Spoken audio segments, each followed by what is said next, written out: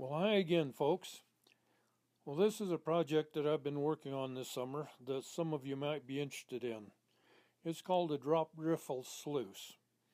If you're new to prospecting and want to move up from a gold pan, but you don't want to spend a lot of money just yet on a commercial sluice, or you want to save up for one, and or maybe you want a little sluice here that you can take backpacking, and maybe leave it up there in the woods somewhere where you can come back and pick it up and use it off and on.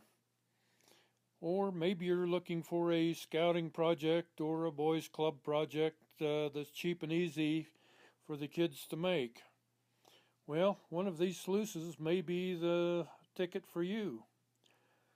These are a convertible sluice, which means that if you put a water bar on the back like this, and you can use it in a recirculating mode in a tote or a tank, and then you can take and remove the back bar and use it as a stream sluice. So this has a great deal of versatility to it.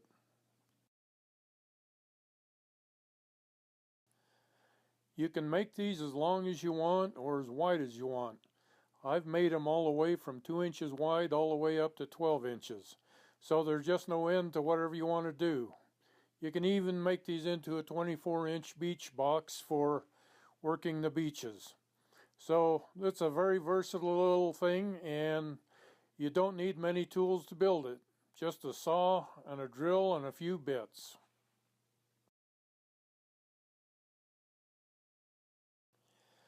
The thing that's unique about these is, rather than having to use a table saw or a router to cut the troughs out of a solid board, you use smaller pieces of wood and glue them together to get the very exact same effect here.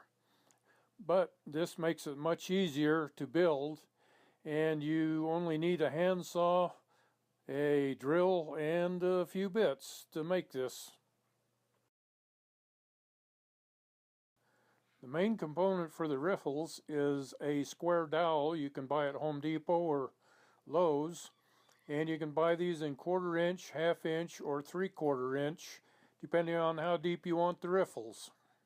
Well, here's an example of a hardwood dowel from Home Depot. It's in 3/4 inch hardwood. You can also buy them in pine, which is only about $1, maybe $1.50. Well, to help you make all the cuts, cut these all to the same length, you might want to use one of these miter boxes, or at least a back saw. Here's one from Home Depot for $7.98, or Harbor Freight has one here for $11.98 for the same thing here. These are quite handy for building one of these. Or if you want, you can do like I did and make a homemade one.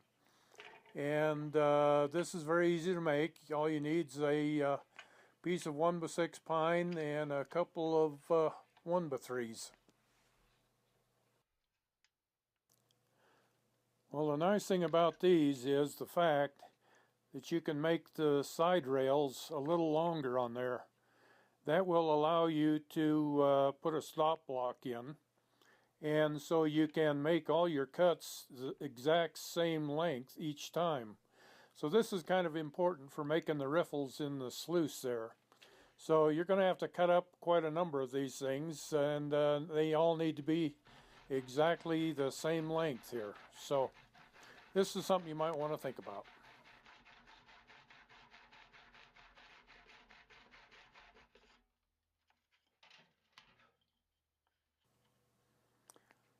Yep, that's exactly perfect for a 6-inch sluice. And that's exactly how you want them to fit, just about like that. Well, for the bottom board and the sides, you probably want to use a solid wood, like pine or even one of these hardwoods. Home Depot has these shelves and stacks of wood in all different widths and thicknesses, from 1/4 inch on up to 3/4 inch, and they're all in a nice hardwood. They can be stained if you want to make these look really nice. So you can pick through there and see if you can find something you like if you don't want to use just plain old pine. Well, let's take one of these for a drive here and see how it does. These work especially well for the extremely fine gold in -50, -100 in those. And that's what we have in our area, and so this is the kind of sluice I really like to use.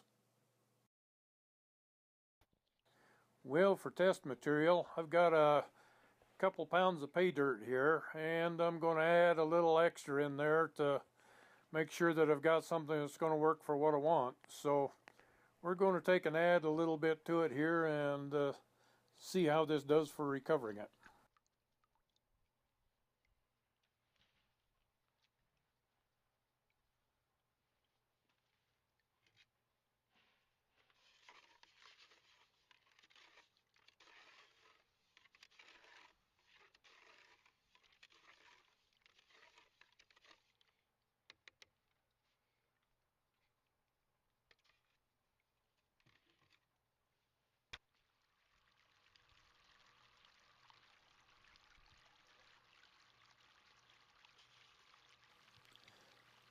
The main reason I like these is because when you drop the dirt onto the slick plate, the gold goes down right to the slick plate and just kind of slides right on down until it hits one of these grooves, and then it drops in.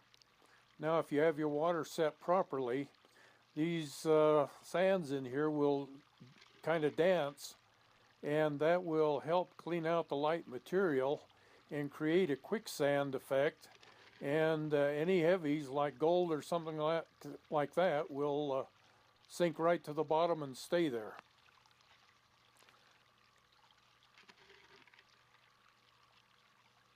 So you can see that, you know, as a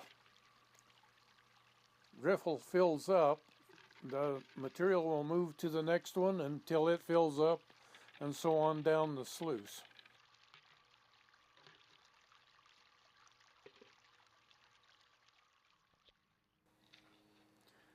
Well, let's take a little closer look at these riffles here. As you can see, once it gets going, the sands will dance and exchange. They'll dump the lighter material out and just hang on to the heavier material. This dancing causes a quicksand effect, and so that anything that's very heavy, once it hits that groove, it's going to sink right to the bottom out of the flow of the water, and so it's going to stay there.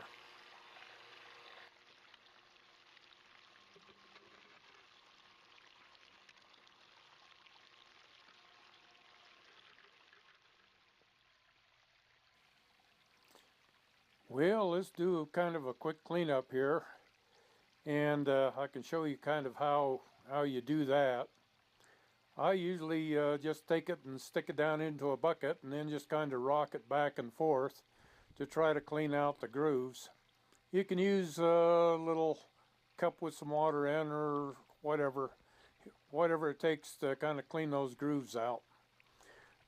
Being as how they are rather deep, 3/4 inch deep, they are a little more work to clean out than, say, your standard sluices, which is only about a 1/2 inch deep.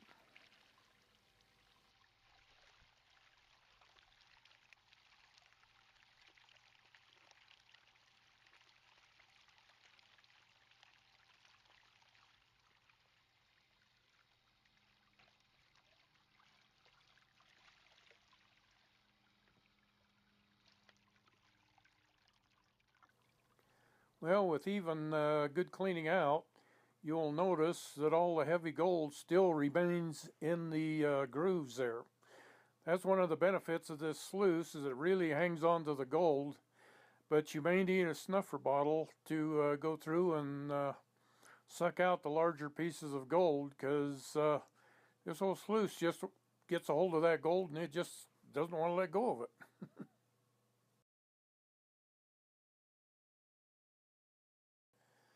Well, due to the extra deep riffles, you end up with about 8 ounces of cons there, which isn't too bad. So that's about a cup of material that you have to run across your miller table. We can show you here kind of how they're going to work as a stream sluice. They do quite well at that as well. And they handle fast water and slow water quite well, probably better than most other sluices. And being as how you can make these any width or any length you want, you can customize them to the conditions that you're going to be working under.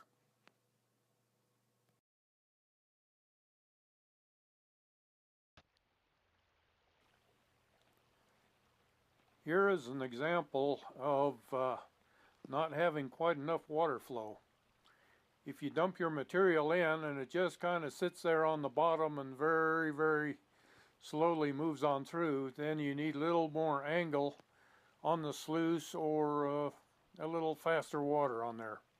So you'll have to kind of tweak a little bit.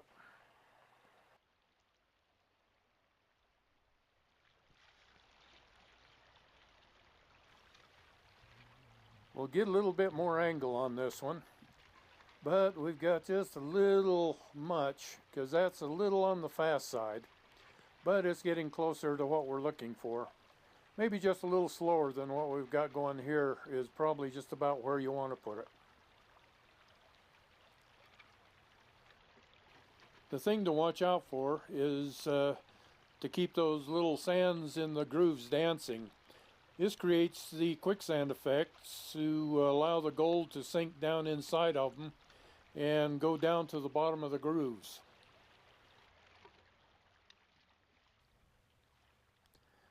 Now you can run unclassified material like we're doing here, but I really don't recommend it. The problem is that the larger rocks, 1/4 inch, 1/2 inch size, will tend to plug up the grooves on there and prevent the little sands from dancing and creating a quicksand effect. This, if they're not dancing, then the gold has just a hard base it's trying to settle into, and it'll just move right on out rather than settling into the grooves.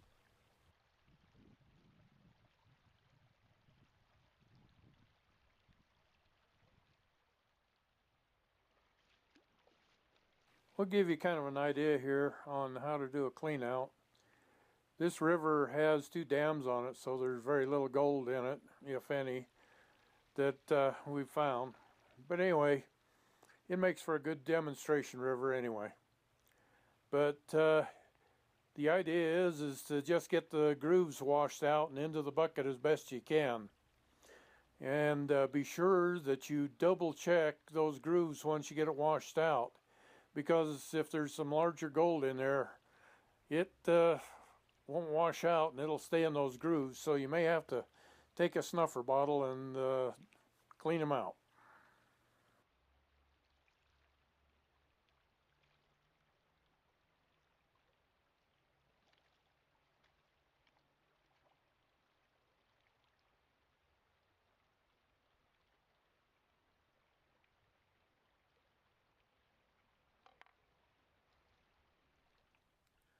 I hope this will give you kind of an idea on how these sluices work.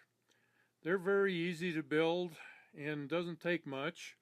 All it requires is like a handsaw, maybe a miter box would be very helpful, a drill and a few bits. And so they're very handy. You can customize them any way you want. Make them as wide or as long as you want. So for those folks who are interested in building one, I am going to be posting a how to build video here. And if you look in the description down below this video, it should have a link in there. So, as always, I thank you very much for watching, and I hope you have a very good day. Bye now.